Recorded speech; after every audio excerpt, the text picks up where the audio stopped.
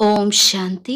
11 अगस्त 2026 के ईश्वरीय महावाक्य पहले सुनते हैं मुरली के मुख्य पॉइंट्स। बाबा ने कहा, तुम बच्चे हो ज्ञान के बादल, तुम्हारा काम है बरसना और मुरझाए हुए पौधों को रिफ्रेश करना।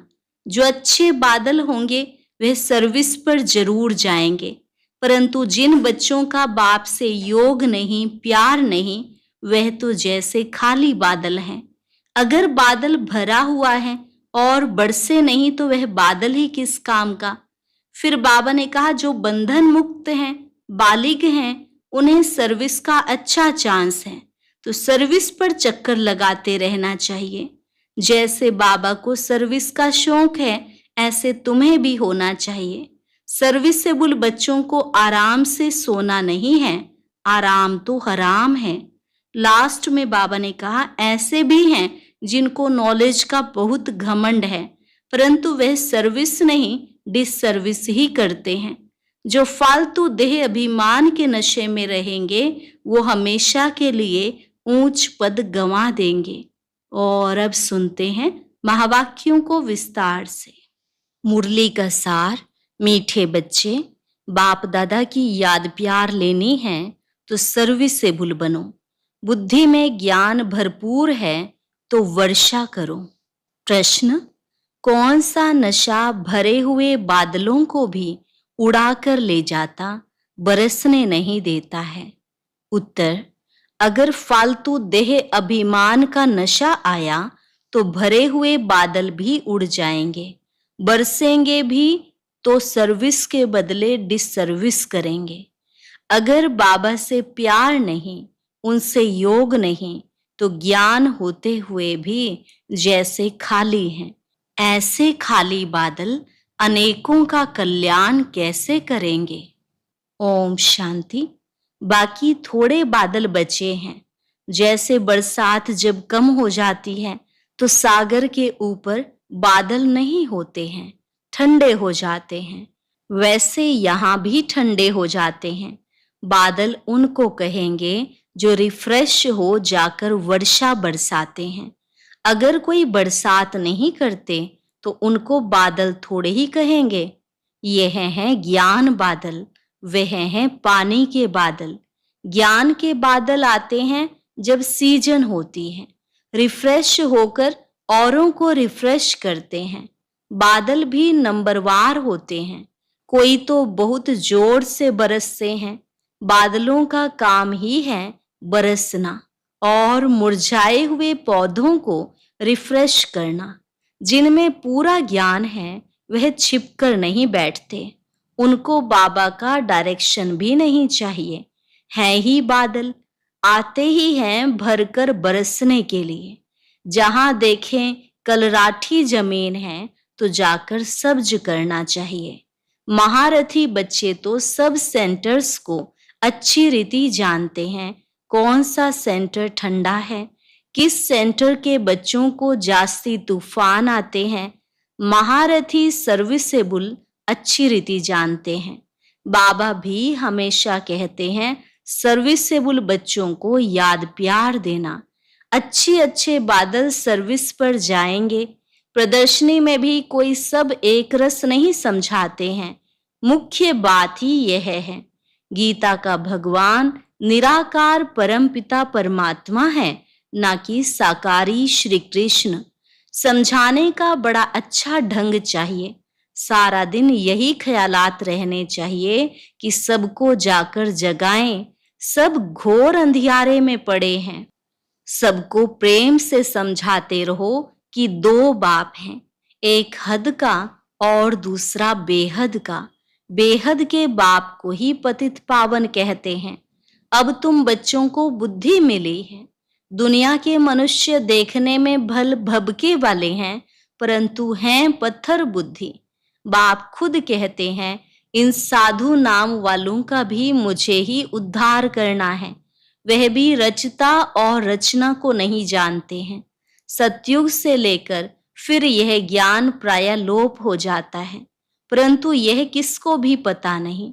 शास्त्रों में यह ज्ञान है नहीं, उससे किसकी सदगति हो नहीं सकती। गीता का मान कितना है, परंतु वह तो है भक्ति मार्ग। बाप तो पतित पावन है, वह बैठ राजयोग सिखलाते हैं। तो जरूर राजाई के लिए नई दुनिया चाहिए। बाप ही आकर राजयोग सिखलाएंगे। यह भी अभी तुमको मालूम पड़ा है। जिन्हों को कल्प पहले समझाया होगा, उनको ही अभी समझाएंगे, फिर समझेंगे। यह लड़ाई कोई वह नहीं है जैसे हमेशा चलती आई है। 8-10 वर्ष चलकर फिर बंद हो जाएगी। ड्रामानुसार बॉम्ब्स जो बने हैं, वह कोई रखने के लिए नहीं है। पतित मनुष्यों का मौत होने बिगर सतयुग आएगा नहीं। शांति कैसे स्थापन हो, यह भी समझाना पड़े। शांति स्थापन करना व श्रेष्ठाचारी दुनिया बनाना, यह तो एक बाप का ही काम है। बाप कहते हैं, और संग बुद्धि का योग तोड़ एक संग जोड़ना है। देह सहित जो भी कुछ देखने में आता है, इन सब से तोड़ना है। अब हमको वापस जाना है, तो घर को ही याद करना है। अभी तुम समझते हो, यह है मृत्यु लोक। हम अमर लोक में जाने के लिए अमर कथा सुन रहे हैं। देवताओं को कहा जाता है दैवी गुणों वाले मनुष्य। यहाँ तो एक भी हो न सके। श्री कृष्ण के लिए भी कितनी ग्लानि लिख दी है, कुछ भी बुद्धि में नहीं आता। अभी तुम बच्चों को अच्छी रीति पुरुषार्थ करना है, दैवी गुण धारण करने हैं। दैवी गुण किसको कहा जाता है, वह भी समझाया जाता है। संपूर्ण निर्विकारी जरूर बनना है। यह है मुख्य पहला गुण। जहां तहां तुम देखेंगे, पवित्र के आगे अपवित्र माथा टेकते हैं। सतयुग में है ही पवित्र, तो वहां मंदिर होते नहीं। फिर जब पुजारी बनते हैं तो मंदिर बनाते हैं। जो पावन थे वही पतित बनते हैं। यह है बहुत जन्मों के अंत का जन्म। बाप कहते हैं, इस पुरानी दुनिया को, पुराने शरीर को भी भूलना है। इस पुरानी दुनिया को अब खत्म होना है। इसे खलास होने में देरी नहीं लगेगी। यह पुरानी दुनिया, धन दौलत माल मिल्कियत सब गई की गई। थोड़े रोज बाकी हैं। दुनिया में थोड़े ही किसको पता है कि यह पुरानी दुनिया खत्म हो जाएगी। तुम सुनाते हो, परंतु जब विश्वास भी बैठे ना, भगवान वाच, जब समझें तब बुद्धि में बैठे। बाप तुम बच्चों को कहते हैं, अपने को आत्मा समझ मुझ बाप को याद करो। बच्चे जानते हैं बेहद का बाप हमको राजयोग सिखलाते हैं। वह है सब आत्माओं का बाप। सब ब्रदर्स हैं। स्वर्ग में सभी ब्रदर्स सुखी थे। कलयुग में सभी ब्रदर्स दुखी हैं। सभी आत्माएं नरकवासी हैं। सिर्फ आत्मा तो नहीं होगी ना, शरीर भी तो चाहिए ना। अब तुम बच्चों को आत्म अभिमानी बनना है। इसमें ही मेहनत है। मासी का घर नहीं है। यह अवस्था पक्की तब हो जब पहले यह निश्चय हो कि परम पिता परमात्मा हमको पढ़ाते हैं। शिव बाबा आते ही हैं इस शरीर द्वारा पढ़ाने। हम भी शरीर द्वारा सुनते हैं, धारण करते हैं। संस्कारों अनुसार ही एक शरीर छोड़ दूसरा धारण करते हैं। जैसे बाबा लड़ाई वालों का मिसाल देते हैं। लड़ाई के संस्कार ले जाते हैं तो फिर उनमें ही आ जाते हैं। अब बाप के संस्कारों का भी तुमको मालूम है कि निराकार बेहद के बाप में क्या संस्कार हैं। वह मनुष्य सृष्टि का बीज रूप है। पतित पावन ज्ञान का सागर है। वही आकर पावन बनाएंगे। बाप कहते हैं, माँ में कम याद करो तो तुम्हारे जन्म जन्मांतर के विकर्म विनाश होंगे। नहीं तो बहुत सजाएं खानी पड़ेंगी, पद कुछ भी नहीं मिलेगा। अब बच्चे जानते हैं, बाबा हमको सहज रास्ता बता देते हैं। कहते हैं मन मना भव। यह अक्षर भी गीता में है। परंतु इसका अर्थ नहीं समझते। बाप कहते हैं मामेकम याद करो, देह सहित देह के सब धर्मों को छोड़ अपने को आत्मा समझ मुझ परम पिता परमात्मा को याद करो। याद को ही योग अग्नि कहा जाता है। योग कॉमन अक्षर है, गीता में भी है, परंतु सिर्फ श्री कृष्ण का नाम डाल देने से घोर अंधियारा कर दिया है।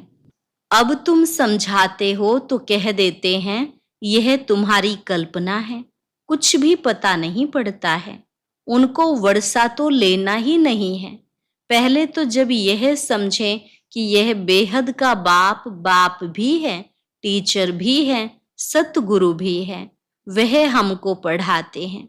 यह पक्का निश्चय चाहिए। नए आदमी को निश्चय बैठ जाए असंभव है।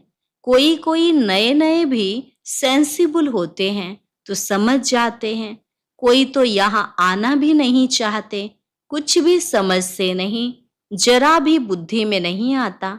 इतने ढेर बिके हैं, जरूर इन्हों को बाप से वर्षा मिला होगा। वह फैमिली हो गई, नाम ही लिखा हुआ है ब्रह्मा कुमार कुमारियां, तो फैमिली हुई ना। प्रजापिता ब्रह्मा की फैमिली कितनी बड़ी है, परंतु यह बात किसी की बुद्धि में नहीं आ सकती। कोई पूछे आपकी एम ऑब्जेक्ट क्या है, बोलो बाहर बोर्ड पर लिखा हुआ है प्रजापिता ब्रह्मा कुमार कुमारियां, तो फैमिली हो गई। डाढ़े से वर्षा मिलता है। प्रजापिता ब्रह्मा मुख द्वारा शिव बाबा रचना रचते हैं तो वह क्रिएटर ठहरा। स्वर्ग रचते हैं तो जरूर बच्चों को स्वर्ग का वर्षा देंगे। तो यह फैमिली हुई ना। बाप बच्चे बच्चियां और दादा है, ब्रह्मा भी है, शिव भी है, वह है रचयिता, निराकार है, तो बच्चों को वर्षा कैसे देंगे? ब्रह्मा द्वारा वर्षा देते हैं। यह अच्छी रीति समझाना चाहिए। बोलो यह तुम्हारे बाप का घर है। इनको कहते हैं रुद्र ज्ञान यज्ञ। हम ब्राह्मण हैं, बाप के सिवाय और कोई राजयोग सिखला न सके। गीता में भी है ना, मन मना भव, अर्थात मामेकम याद करो। तो हम उस एक बाप को ही याद करते हैं। भक्ति मार्ग में गाते हैं बाबा आप आएंगे तो हम वारी जाएंगे, हम आपके बनेंगे। हम आत्मा इस देह को छोड़ आपके साथ चली जाएंगी। आपके बनेंगे तो जरूर आपके साथ भी जाएंगे। सगाई करते हैं तो साजन साथ ले जाएंगे ना। यह शिव साजन भी कहते हैं हम तुमको इस दुख से छुड़ाए सुख धाम में ले चलेंगे। फिर अपने अपने पुरुषार्थ अनुसार जाकर राजाई करेंगे। जो जितना ज्ञान धन धारण करेंगे उतना ऊंच पद पाएंगे। छोटी छोटी कुमारियां भी सर्विस कर रही हैं। उन्हों को ही बड़े बड़े विद्वान पंडितों आदि को समझाना है। शौक होना चाहिए। कुश्ती होती है तो बड़ी बड़ी चैलेंज देते हैं तो हम इनके साथ लड़ेंगे। सर्विसेबल बच्चों को आराम से सोना नहीं चाहिए। आराम हराम है।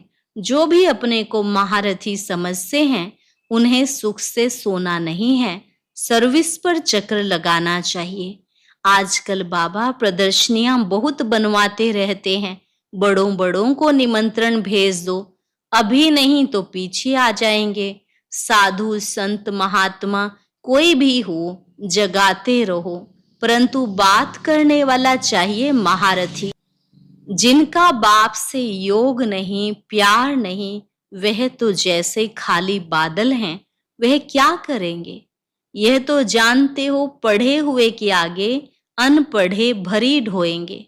हरेक खुद को समझ सकते हैं हम कहाँ तक पढ़ा हुआ हूं, सर्विस करके दिखाता हूं। अगर बादल भरा हुआ है और बरसे नहीं तो वह बादल ही क्या काम का। हरेक को अपनी समझ चाहिए। फालतू देह अभिमान के नशे में रहेंगे तो ऊंच पद हमेशा के लिए गंवा देंगे। बाबा को सर्विस का कितना शौक है, गवर्नमेंट को समझाना चाहिए तो हमको हॉल दो, जहां हम यह रूहानी सर्विस कर मनुष्य को देवता बना दें। बाप आए ही हैं राजयोग सिखाने, लेकिन युक्ति युक्त समझाना चाहिए। जो भाषण ही नहीं जानते वह थोड़े ही समझा सकेंगे। ऊंच पद पा न सके, पद वह पा सकेंगे जो सर्विस करेंगे। बड़ों बड़ों को लिखो तो इस नॉलेज के बिगर भारत का व दुनिया का कल्याण नहीं हो सकता। एजुकेशन है मुख्य। इन लक्ष्मी नारायण ने भी एजुकेशन से ही पद पाया ना। अगले जन्म में राजयोग सीखे हैं। हम भी अभी यहाँ पढ़ रहे हैं। स्कूल में स्टूडेंट समझते हैं हम यह इम्तिहान देकर फिर जाकर यह बनेंगे। यह तुमको नॉलेज मिलती है, वह इस दुनिया के लिए नहीं है। तुम भी पढ़ते हो भविष्य 21 जन्मों के लिए, प्रारब्ध बनाने के लिए। वह पढ़ते हैं इस जन्म के सुख के लिए, तो वह भी पढ़ना है और साथ साथ यह भी शिक्षा सीखनी है। इसमें डरने की बात नहीं। स्पिरिचुअल नॉलेज क्यों नहीं लेनी चाहिए? चित्र लेकर जाकर समझाना चाहिए। बोलो नॉलेज सबके लिए बहुत जरूरी है, परंतु बच्चे अजुन खड़े नहीं होते। नौकरी टोकरी में फंसे हुए रहते हैं, बंधन मुक्त हैं, तो फिर सर्विस में लग जाना चाहिए। श्रीमत पर सब चलने वाले तो हैं नहीं, बीच में माया घोटाला मार देती है। कोई कोई बच्चों को शौक बहुत है, परंतु नशा नहीं चढ़ता कि हम जाएं बहुतों का कल्याण करें। तो बाबा भी समझें, जबकि बालिग हो गए तो गुटखा क्यों खाना चाहिए? कह सकते हैं कि हमको तो भारत का उद्धार करना है। सच्ची सेवा कर मनुष्य को देवता बनाना है।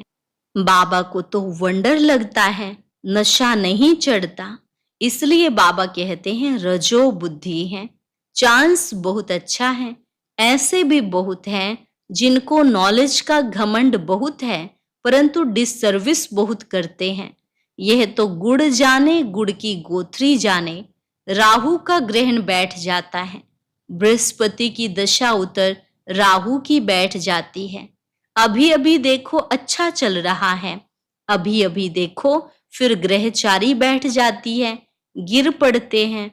बच्चों को तो बहुत बहादुर होना है, पान का बीड़ा उठाना है। हम इस भारत को स्वर्गवासी बनाकर छोड़ेंगे। तुम्हारा धर्म है नरकवासी को स्वर्गवासी बनाना, भ्रष्टाचारी को श्रेष्ठाचारी बनाना। बाबा नशा तो बहुत अच्छा चढ़ाते हैं, परंतु बच्चों में नंबरवार चढ़ता है। अच्छा, मीठे मीठे सिकिलधे बच्चों प्रति मात पिता बाप दादा का याद प्यार और गुड मॉर्निंग। रूहानी बाप की रूहानी बच्चों को नमस्ते। रूहानी बच्चों की रूहानी बाप दादा को नमस्ते नमस्ते, गुड मॉर्निंग। शुक्रिया बाबा, शुक्रिया। धारणा के लिए मुख्य सार। पहली पॉइंट, बंधन मुक्त बन भारत की सच्ची सेवा करनी है। रूहानी सेवा कर मनुष्य को देवता बनाना है। ज्ञान के घमंड में नहीं आना है, रूहानी नशे में रहना है। दूसरी पॉइंट, निश्चय बुद्धि बन पहले अपनी अवस्था पक्की करनी है। देह सहित जो कुछ देखने में आता है उनसे तोड़ना है और एक बाप के साथ जोड़ना है। वरदान, करना और कहना, इन दो को समान बनाकर क्वालिटी की सेवा करने वाले सच्चे सेवाधारी भव। करना और कहना, इन दो को समान बनाकर क्वालिटी की सेवा करने वाले सच्चे सेवाधारी भव। सदा अटेंशन रहे कि पहले करना है फिर कहना है। कहना सहज होता है, करने में मेहनत है। मेहनत का फल अच्छा होता है, लेकिन यदि दूसरों को कहते हो, स्वयं करते नहीं, तो सर्विस के साथ साथ डिसर्विस भी प्रत्यक्ष होती है। जैसे अमृत के बीज विष की एक बूंद भी पड़ने से सारा अमृत विष बन जाता। ऐसे कितने भी सर्विस करो, लेकिन एक छोटी सी गलती सर्विस को समाप्त कर देती है। इसलिए पहले अपने पर अटेंशन दो, तब कहेंगे सच्चे सेवाधारी। स्लोगन: अनेकता में एकता लाना, बिगड़ी को बनाना, यह सबसे बड़ी विशेषता है। अनेकता में एकता लाना, बिगड़ी को बनाना, यह सबसे बड़ी विशेषता है। अव्यक्त इशारे अपवित्रता के बीज को भी समाप्त कर संपूर्ण स्वच्छ पवित्र बनो। जब अपवित्रता अर्थात काम महाशत्रु स्वप्न व संकल्प में भी वार न करे, तब कहेंगे डबल अहिंसक। सदा भाई भाई की स्मृति सहज और स्वतः स्मृति स्वरूप में रहे। कभी अपनी संपूर्ण सतो प्रधान स्टेज से नीचे गिरकर अपना घात नहीं करना। आत्मा के असली गुण स्वरूप और शक्ति स्वरूप स्थिति से नीचे आना अर्थात विस्मृत होना, यह भी पाप के खाते में जमा होता है। आज का अव्यक्त ज्ञान मोती सुनने के लिए ऊपर दिए गए बॉक्स पर क्लिक करें। अगर बॉक्स दिखाई नहीं दे रहा है तो ऊपर जो कॉर्नर में शो लिखा हुआ है उस पर क्लिक करें।